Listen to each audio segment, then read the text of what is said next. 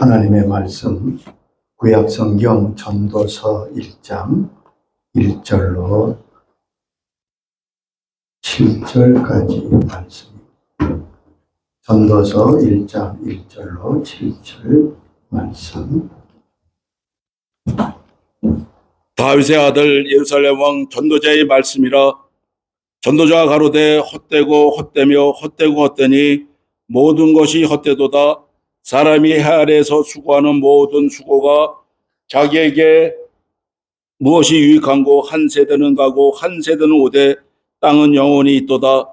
해는 떴다가 지며 그 떴던 곳으로 빨리 돌아가고, 바람은 남으로 불다가 북으로 돌이키며 이리 돌며 저리 돌아 불던 곳으로 돌아가고, 모든 강물은 다 바다로 흐르되 바다를 채우지 못하며 어느 곳으로 흐르든지 그리로 연하여 흐르느니라. 아멘. 아멘. 전도자의 말씀, 여기 보면 1절에 이 다윗의 아들 예루살렘 왕 전도자의 말씀이라 그렇게 기록되어 있습니다. 인생이란 참 고난과 슬픔과 염려와 근심으로 가득 차 있습니다. 그래서 그날을 아주 힘겹게 사는 것이 사실이지만 정작 지내고 보면 세월은 날아갈 듯이 빨리 지나감을 실감하게 됩니다. 그래서 모세는 자기의 일생을 회고하며 이렇게 고백합니다. 시편 90장 19절에 이렇게 말씀하셨습니다. 우리의 연수가 70이요 강건하면 80이라도 그 연수의 자랑은 수고와 슬픔뿐이요 신속하게 가니 우리가 날아가나이다. 우리의 인생이 70이고 80이라도 그 모든 세월이 날아가는 것 같다고요. 다윗의 고백처럼 세월이 지나가는 속도는 매우 빠릅니다.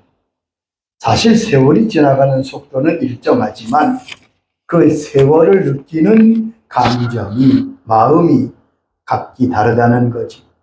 그래서 자동차의 속력에 비유하여 이 세월을 말하기도 합니다. 10대 때는 마치 자동차로 10km 달려가는 것 같습니다.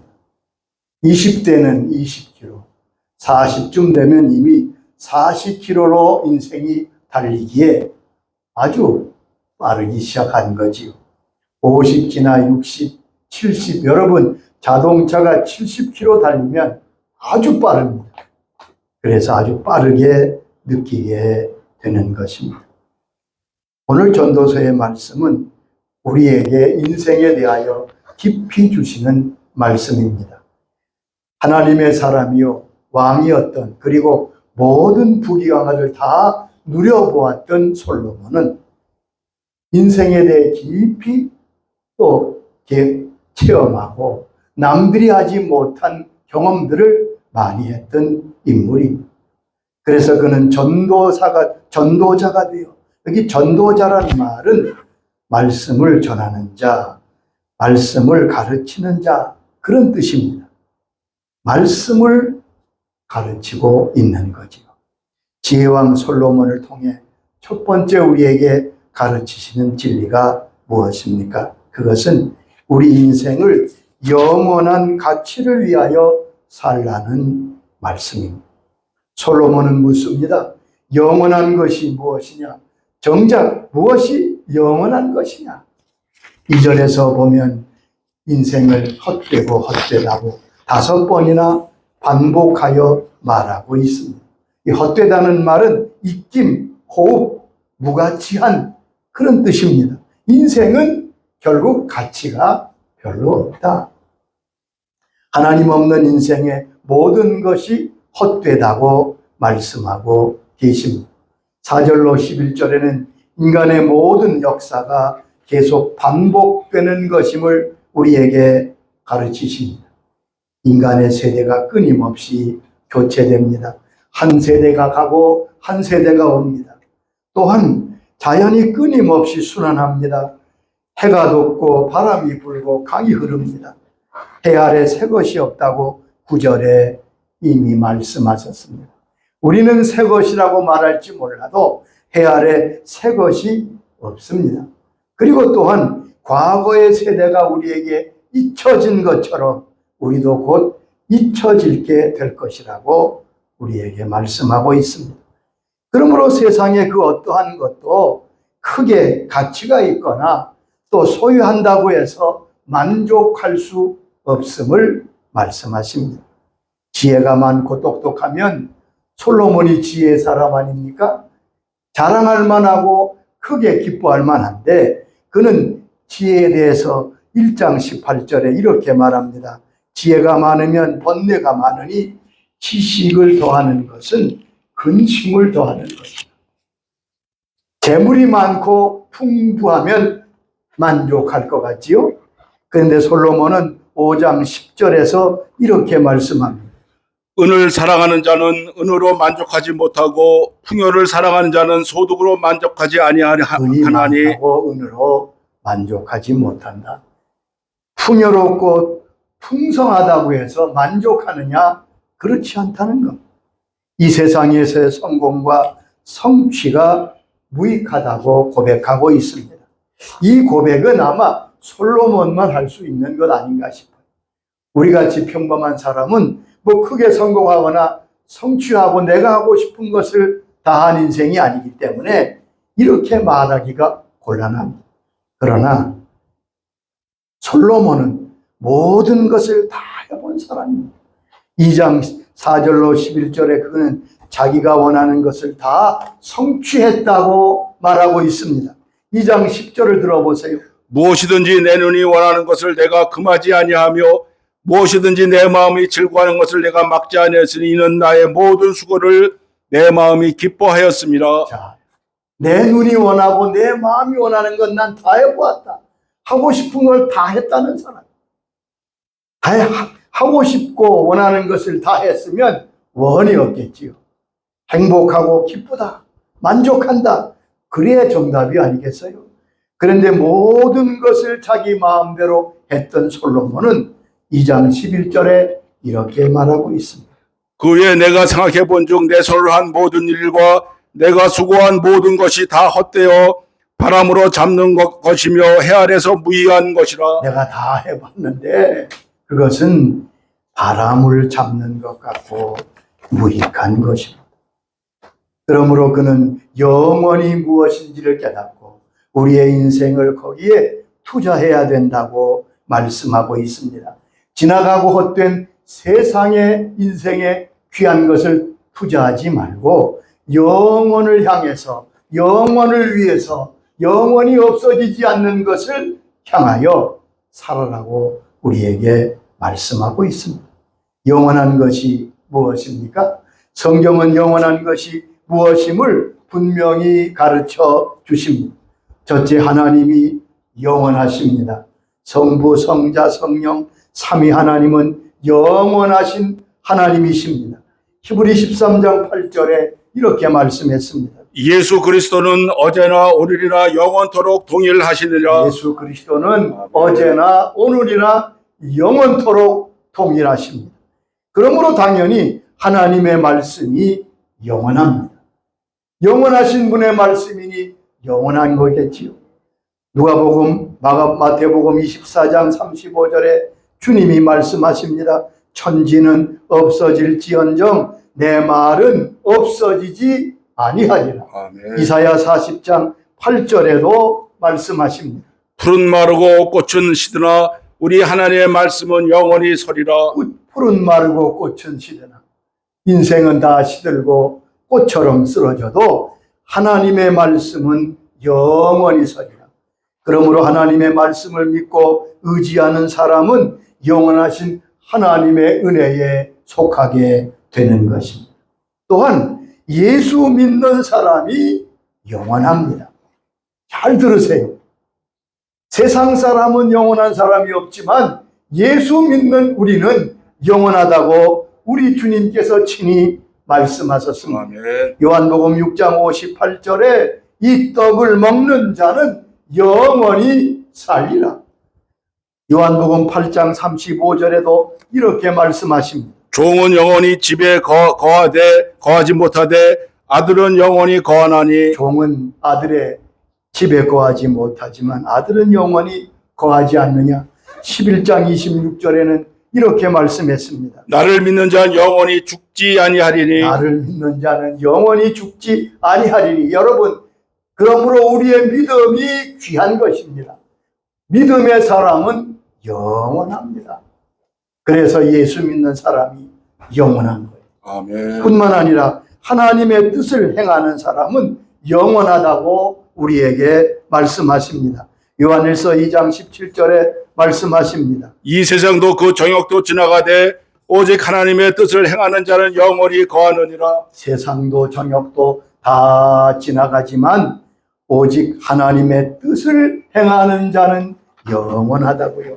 세상의 모든 업적 소유 다 지나갑니다. 그러나 하나님의 뜻을 행하는 자는 영원할 것입니다.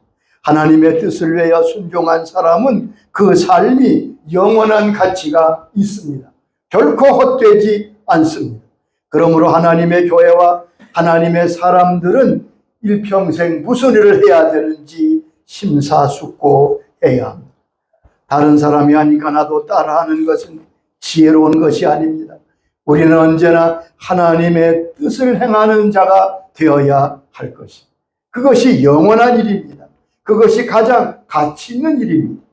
하나님의 뜻을 행하는데 우리의 삶에 중심을 두고 살 때 인생은 영원한 가치 있는 인생이 될 것입니다. 아멘. 이 땅에 오신 우리 주님께서 그렇게 사셨습니다.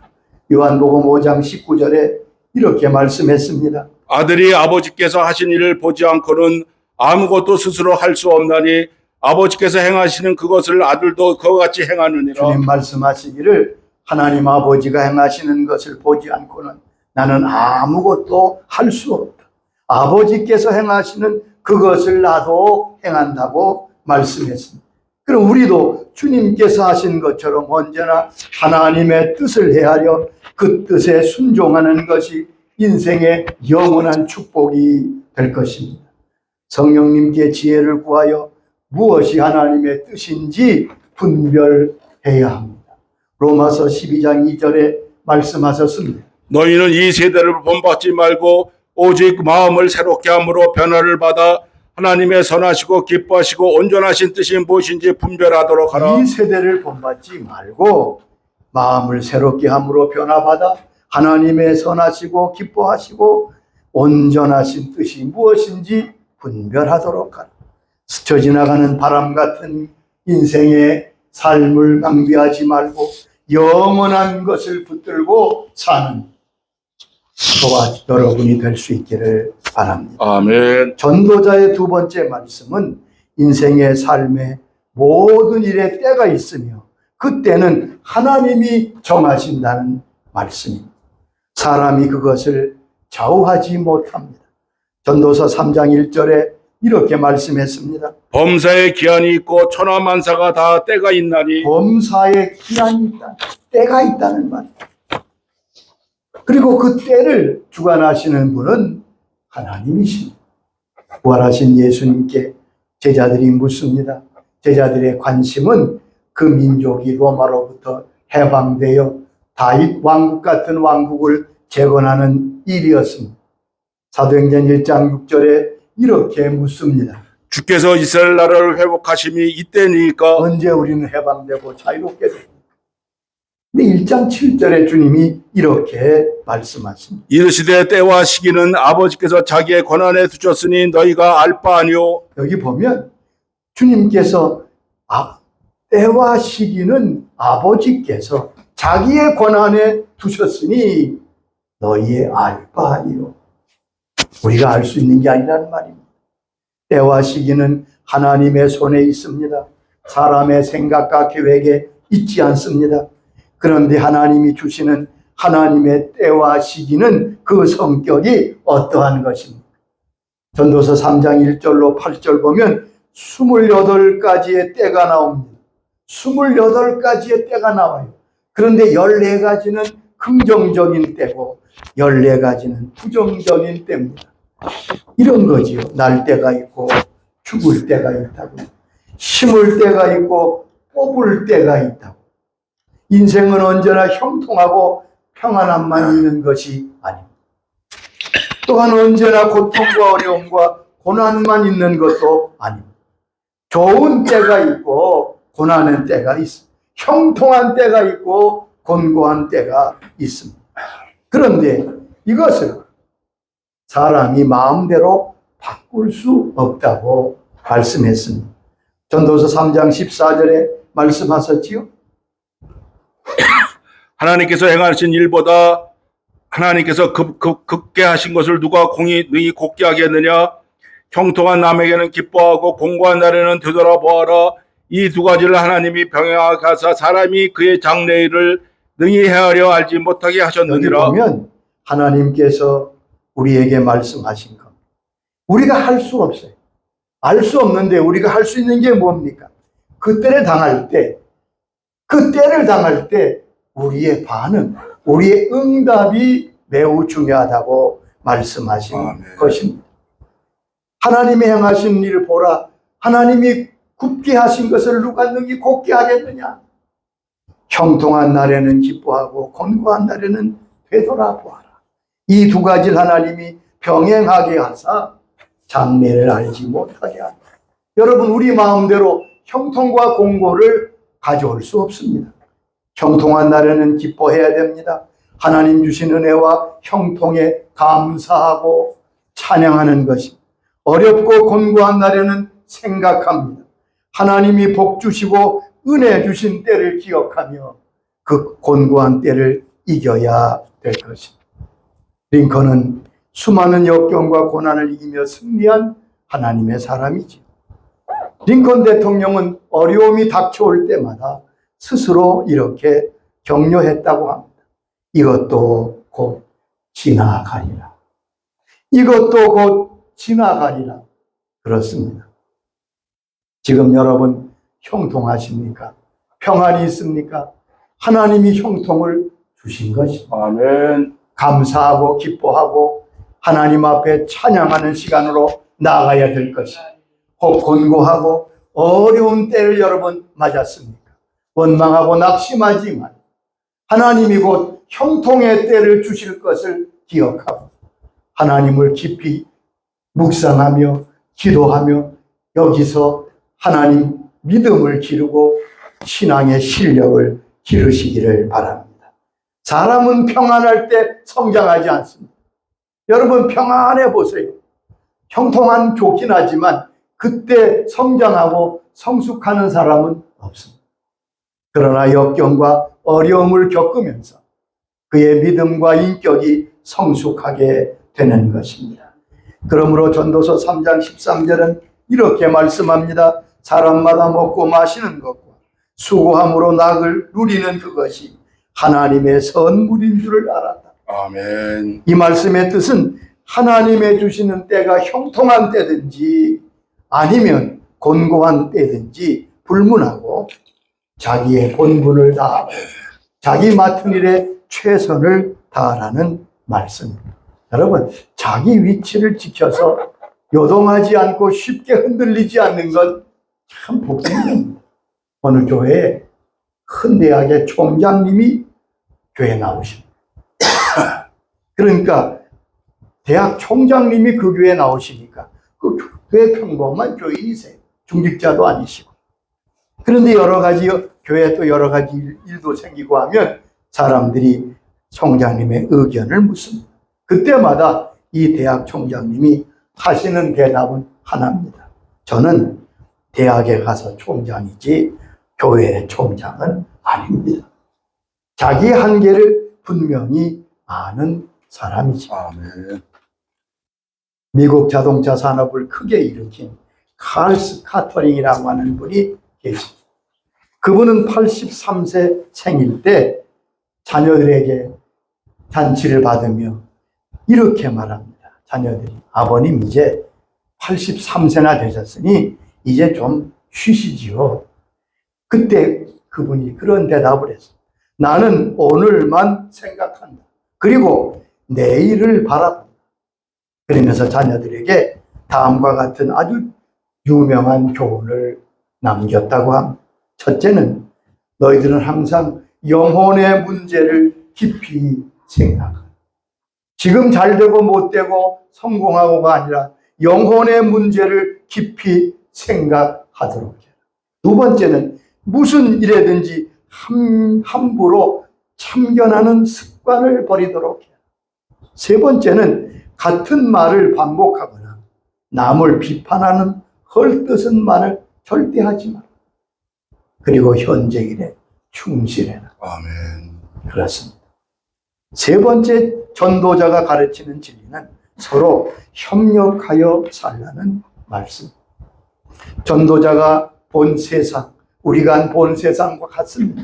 이 세상은 몹시 악하고 거칠고 모순이 가득한 세상. 약한 자가 학대받습니다. 서로 다투는 것이 인간의 사회입니다. 여러분, 학대받는 어려움을 당한 인생이 많음을 전도서 4장 1절은 말씀하고 있습니다. 그러므로 서로 협력해야 됩니다. 그때 우리가 승리할 수 있습니다. 아멘. 작은 힘이라도 합치면 큰 일을 감당할 수 있지만 큰 힘을 가지고도 서로 다투면, 서로 싸우면 작은 일도 이룰 수 없습니다. 전도서 4장 12절에 이렇게 말씀하십니다. 한 사람이면 패하겠거니와 두 사람이면 맞설 수 있나니 세 겹줄은 쉽게 끊어지지 아니하느니라. 한 사람은 패하겠지만 두 사람이 합치면 맞설 수 있고 세 사람이면 승리한다는 말이죠. 모래와 자갈과 세면, 여러분, 모래가 무슨 힘이 있습니까? 자갈로 뭘 할 수 있겠습니까?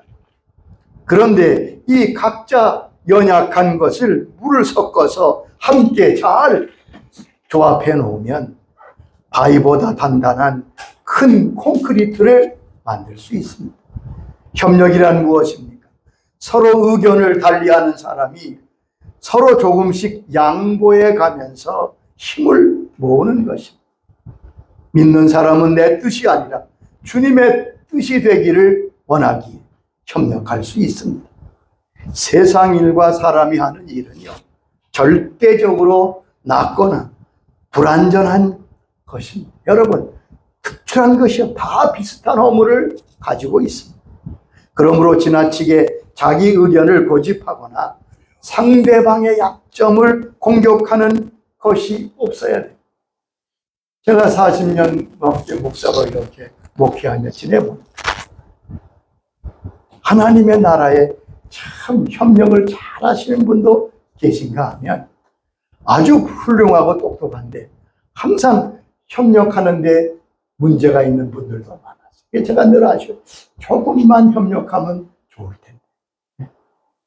여러분, 협력이란 참 귀한 것입니다. 그것을 통해 하나님의 뜻이 이루어집니다. 여러분, 빌립보 교회는 바울이 유럽에서 세운 첫 번째 교회입니다.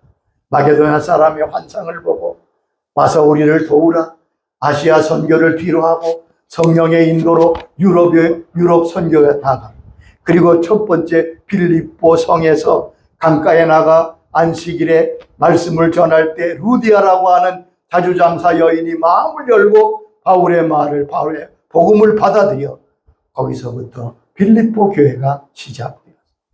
근데 빌립보 교회 내용을 우리는 잘 모르지요. 근데 빌립보서를 보면 빌립보 교회에 조금 알력이 있었던 것 같습니다.